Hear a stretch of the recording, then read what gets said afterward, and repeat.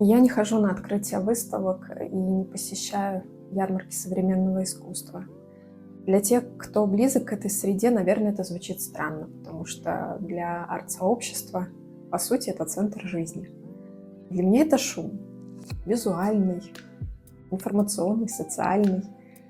Большие расстояния, либо большие залы, или большое скопление людей с бокалами достаточно быстро перемещаются от картины к картине. Такая суета. И в таких местах, на таких мероприятиях искусство для меня словно становится просто декорацией к светской беседе. И там нет главного, то, что нужно мне. Там нет возможности услышать.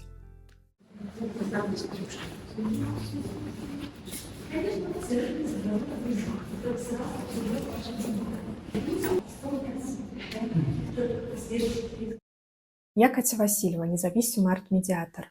И я исследую искусство через свой метод медленных, созерцательных, философских диалогов. И я верю, что мы приходим к картине и к любым другим произведениям искусства не только для того, чтобы узнать что-то о них, но и для встречи с собой. А такая встреча, она не терпит суеты, она не терпит шума. Я думаю, что многие слышали о таком стиле жизни, как slow life. Это когда люди осознанно замедляют свой ритм жизни, отказываются от спешки, от попытки все успеть. А, Но я хочу рассказать вам сегодня о философии slow art, которая оформилась в целое международное движение, где медленное созерцание искусства, по сути, стало манифестом. Это движение называется Slow Art Day. Я расскажу вам, как простая идея смотреть всего 5 картин в час в 2026 году, возможно, становится для нас одной из важнейших культурных потребностей и необходимостей.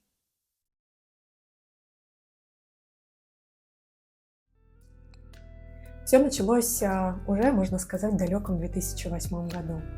Тогда Фил Терри — это человек, который, по сути, профессионально занимается объединением людей для поиска смыслов, филантроп.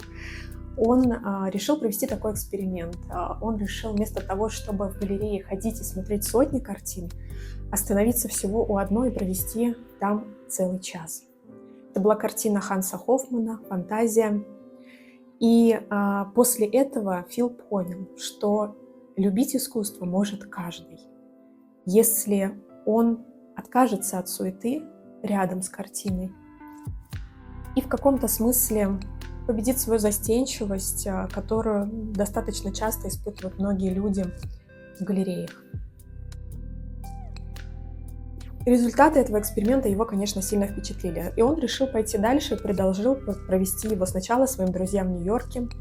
Они отправились в Музей современного искусства. И их тоже впечатлило то, что они там испытали. Затем он предложил это провести друзьям в разных странах. И буквально за считанные месяцы вот такая простая одна встреча, казалось бы, один визит в Нью-Йорке превратился в целую международную традицию. Ежегодно в первую субботу апреля в разных странах, в частных музеях, в государственных музеях, в арт каких-то пространствах проходят эти встречи, где люди приходят и довольно продолжительное время наблюдают за ограниченным количеством произведений искусства. Для России идея медленного созерцания не новая. В разные годы музеи и галереи внедряли у себя философию slow art и были участниками этого международного движения, но со временем эта инициатива либо стала локальной в отрыве от глобального движения, либо, в принципе, исчезла полностью. Я приняла для себя решение стать частью именно международного движения. И для меня это сейчас как своего рода манифест, как способ напомнить о том, что искусство и потребность в глубине не имеют границ. Став организатором Slow Art Day в России в 2026 году, я хочу вернуть наше локальное медленное созерцание в общемировой ритм. Потому что вот эта потребность в тишине, она, по сути дела, ровно такая же, как в Петербурге или в Нью-Йорке или в Париже. Но став точкой входа этого движения здесь, я привношу в него свой метод.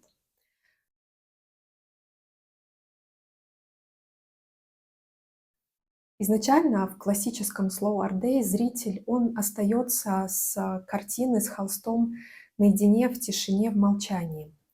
Я же через свой метод предлагаю трансформировать это молчание в структурированный такой опыт самопознания, где выстраивается словно мостик между внутренним миром зрителя и тем, что изобразил художник. Но как это выглядит на практике? Как происходит путь от простого взгляда к глубокому внутреннему открытию? Чтобы вы могли понять, как это работает, я покажу вам фрагмент одного из моих диалогов.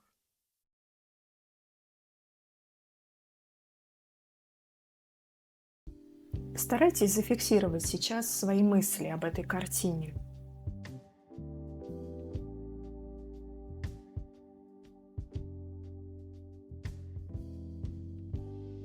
На самом деле, да, картина называется «Крик», и персонаж на первом плане, на переднем плане, он кричит, да.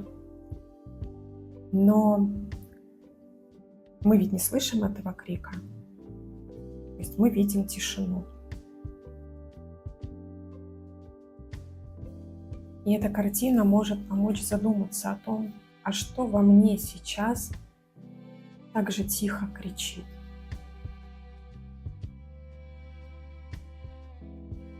И ответы можно пробовать искать именно в этой картине. Например, я вижу вдалеке вот кораблики. Кораблики, да? Ну да, кораблики. У меня есть возможность увеличить, но в галерее, возможно, можно было бы чуть-чуть поближе подойти. И я понимаю, что во мне сейчас, вот я прям сразу чувствую это. Я не задавала себе этот вопрос до записи, поэтому для меня это тоже сейчас все впервые. Вот я просто вижу эти кораблики, и я понимаю, что во мне просто дико кричит желание путешествий. Вот сейчас уже я смотрю на эту картину, и она для меня становится такой яркой, такой жизнерадостной. Он кричит, и как будто бы для меня он призывает мой дух путешественника, что давай, вставай, едь уже, ты теперь можешь, все открыто для тебя, вперед. И он словно зовет меня туда, что вот видишь корабли, вот видишь горизонт, вот дорога для тебя открыта, солнце тебе светит, вот посмотри, какой красивый закат. Действуй. Вот что я вижу сейчас в этой картине для себя. Вот какая тишина открылась для меня в ней, и какой крик я в себе услышала сейчас.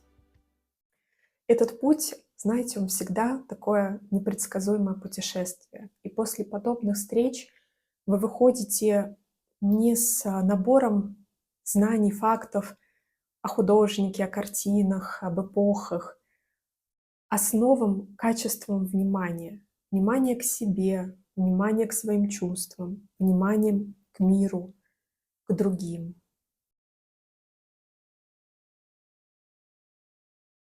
Slow Art Day — это не просто день в календаре. Это глобальный манифест внутренней тишины. Представьте, сотни тысяч людей по всему миру словно в один момент нажимают на паузу, чтобы вернуть себе способность чувствовать. Я думаю, что пришло время, чтобы это движение снова начало дышать в России. И, конечно, идеальным местом для этого рестарта не мог стать никакой другой город, кроме Петербурга. Потому что именно Петербург сам по себе является пространством для глубокого созерцания. Я приглашаю вас стать частью этого события, и неважно, встретимся ли мы с вами на живой сессии в Петербурге, или, может быть, вы пройдете этот путь самостоятельно в сообществе проекта. Главное, что вы разрешите себе остановиться и услышать. Все, что нужно для того, чтобы начать этот путь, я собрала для вас на сайте проекта. Там Slow Art Day продолжит дышать за пределами этого видео. И там же вы найдете информацию подробную о предстоящем мероприятии. Ссылку, конечно же, я оставила в описании. Ну а пока благодарю вас за то, что вы здесь со мной и разделяете философию slow art. Надеюсь, до скорых встреч среди холстов и смыслов. Всем пока!